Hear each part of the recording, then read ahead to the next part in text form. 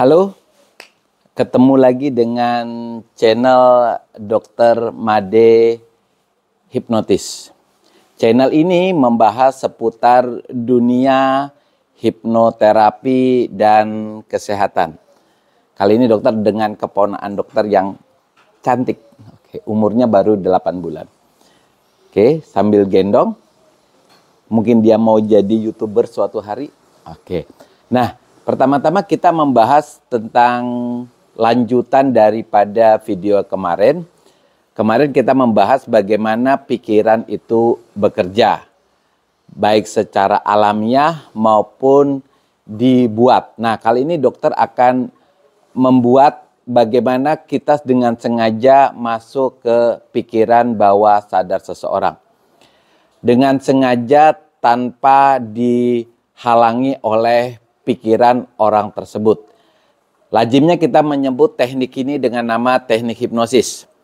Jadi, sugesti yang kita berikan tidak ditolak oleh pikiran orang tersebut. Sering sekali kita mengalami kesulitan ketika kita memberikan nasihat kepada seseorang, itu mengalami kesulitan karena apa yang kita sampaikan itu tidak masuk ke pikiran orang tersebut. Banyak sekali kejadiannya. Sehingga kalau kita mau secara alamiah, kita harus menjadi dua hal. Pertama, kita harus menjadi figur otoritas. Orang yang dia percaya, dia hormati, itu bisa saja kita melakukan sugesti tanpa dia halangi. Tentu untuk menjadi figur otoritas itu tidak mudah. Misalnya seorang komandan kepada anak buahnya, seorang guru kepada muridnya, dan seorang tua kepada anaknya. Tapi bagaimana kalau kita mau memberikan sugesti tapi kita bukan figur otoritas buat orang tersebut. Nah, kita mencari waktu atau limit ya, waktu yang tepat, times yang tepat.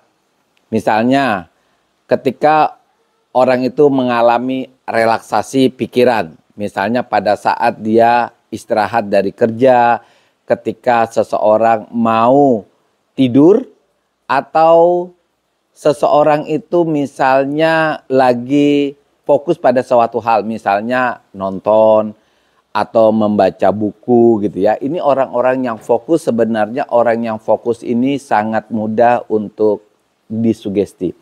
Nah, kalau teknik hipnosis, kita sengaja mencari orang tersebut, waktunya tidak tepat ya.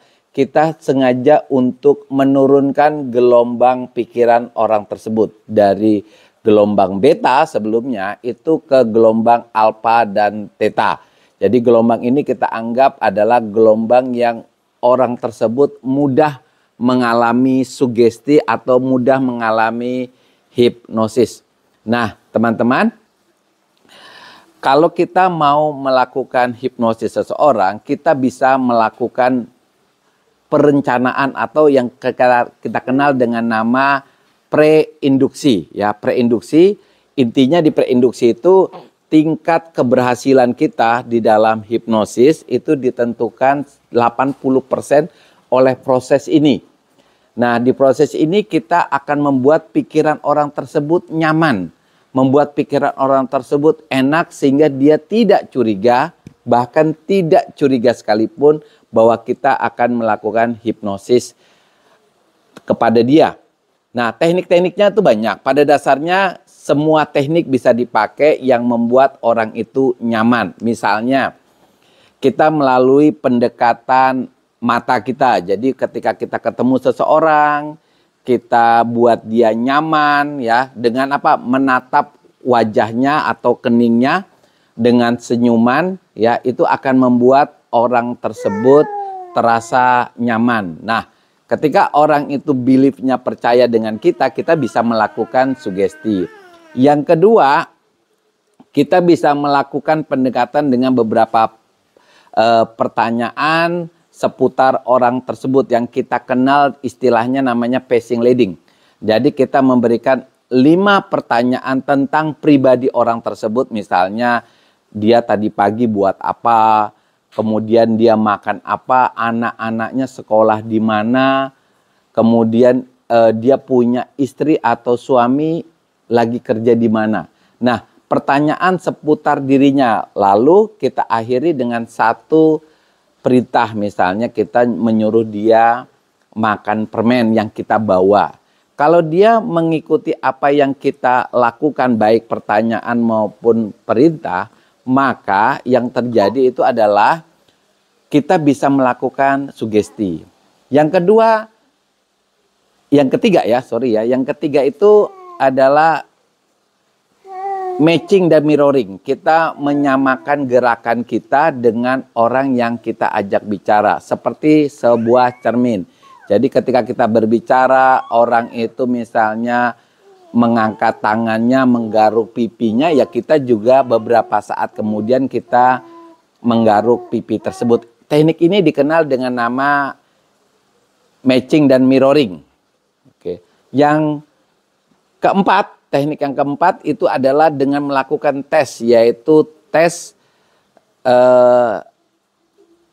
sugesti ya. Misalnya kita melakukan mata lengket, kita suruh membayangkan seseorang dengan, bayangkan ini kamu matamu lengket seperti kena lem. Jadi lem yang kita ibaratkan itu adalah lem yang pernah dia pakai ya. Misalnya lem Korea, lem Alteco. Kalau dia pernah memakai lem Korea, ya kita bayangkan, suruh orang tersebut membayangkan lem Korea.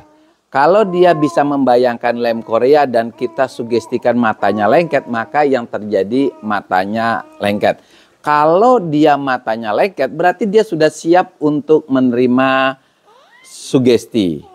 Oke, jadi rekan-rekan, pada dasarnya sih sugesti itu akan menembus pikiran bawah sadarnya ketika dia tidak membentuk ibaratnya blok pada pikiran sadarnya.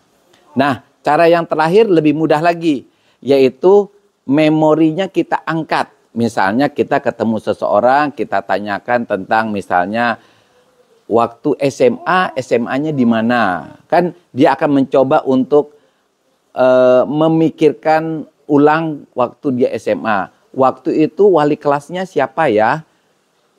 Waktu itu teman sebangkumu siapa namanya? Coba deh sebutkan 5 teman waktu kamu SMA.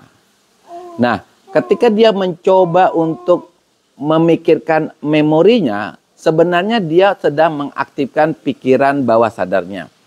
Nah, hal-hal yang tadi yang dokter sebut itu sebenarnya hal-hal yang bisa memudahkan kita untuk mensugesti seseorang. Jadi kalau kita mau memberikan saran, sugesti, sebaiknya jangan langsung memberikan saran kepada orang tersebut, karena orang tersebut bisa saja menolak apa yang kita sarankan. Sebaiknya membuat pendekatan dulu, membuat nyaman orang tersebut dengan cara apa? Yang tadi dokter sebut. Kita senyum, kita sapa duluan, kemudian kita melakukan passing leading ya, pendekatan dengan beberapa pertanyaan tentang dirinya. Kita melakukan matching mirroring seperti cermin. Keempat, kita menanyakan tentang masa lalunya ya. Apapun pertanyaannya itu akan membuat pikiran orang tersebut nyaman dan enak. Dan teman-teman harus tahu ciri-ciri orang yang ternyata orang ini sudah siap untuk disugesti. Nanti kita akan membahas ciri-ciri orang yang siap untuk disugesti itu seperti apa, sehingga saran kita, sugesti kita itu dengan mudah masuk dan mencapai tujuannya. Oke teman-teman yang ingin mengetahui bagaimana caranya untuk bisa menghipnotis orang, ikuti selalu channelnya dokter. Bye, semangat!